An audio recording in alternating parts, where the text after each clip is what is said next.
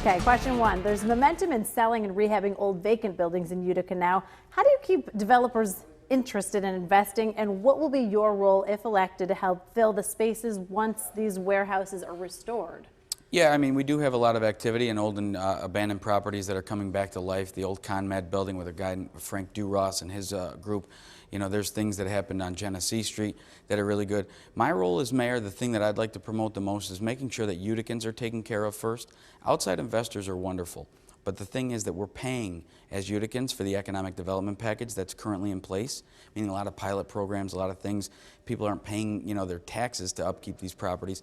They're getting there and they're looking better, and the aesthetics are astounding. Right. The fact is, though, we need to really translate that into service. So what I'd like to do is offer some Uticans First style packages for people that were born here, live here, have already invested here, or maybe ingrained in the community already, instead of going outside to all these outside investors who are basically prospecting, and the people of Utica are not getting a return, not getting extra services for it. So we got to keep that going. We got to make sure that we maintain that presence and maintain those aesthetics, but it's got to turn into service for the people. Okay, question number two. Potholes. With winter approaching, they're inevitably going to be an issue. What's your plan to ensure our streets, the city of Utica streets, are safe? Yeah, well, we came up with a plan and we brought it to the public, and it was really a good plan. It's been underutilized, and it's just been, again, you know, a lot of what the current administration is doing is aesthetics, and it's, you know, just for the effect and for the look. Now, you know, as we sit here today, there's been roads that have been dug up for months. And people are looking forward to those roads actually getting finished, but because, in my opinion, it's an election year, we're waiting until the last minute so people can remember that the mayor has done some roads. So we need to make sure that we give people the service that they're paying for. They're paying $5 million a year based on a referendum that they voted for.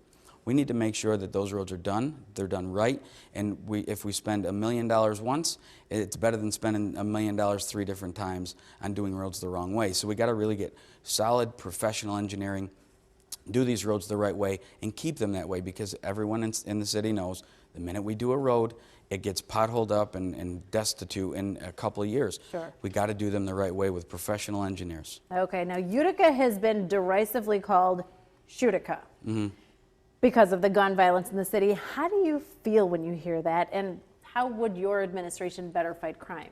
Yeah, see, you know, again, we need professionals to do the jobs that are in place.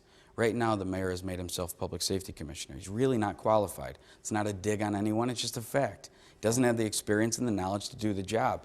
But the ego brings in and says you can save $70,000 by not hiring a public safety commissioner.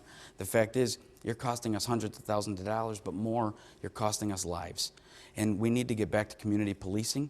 We need to make sure that the inner city and the impoverished portions of the city know that our police force is not an occupying force, but it's rather a welcoming force. We have cops that are second to none, but they're not getting the resources to be able to do their job.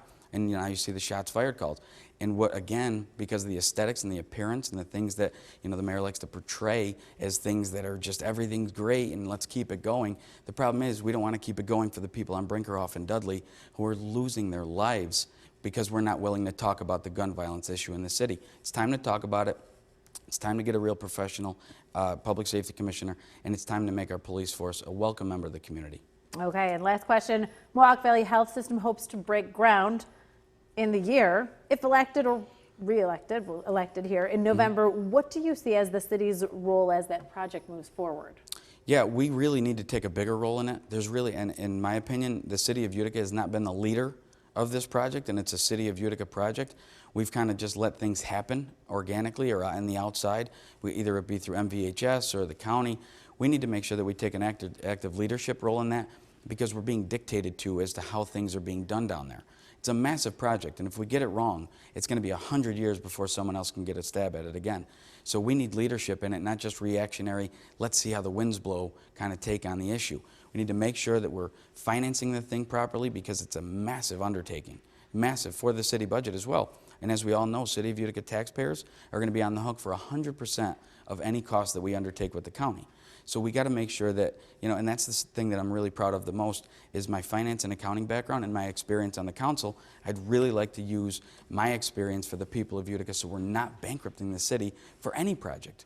Whether it be a $1 billion project or a $10 project, we need to make sure that it's financed and looked after properly. All right, thank you so much. Katrina, it's my pleasure. Thank you so Marino, much. Running for Utica City Mayor on the Independence Party line.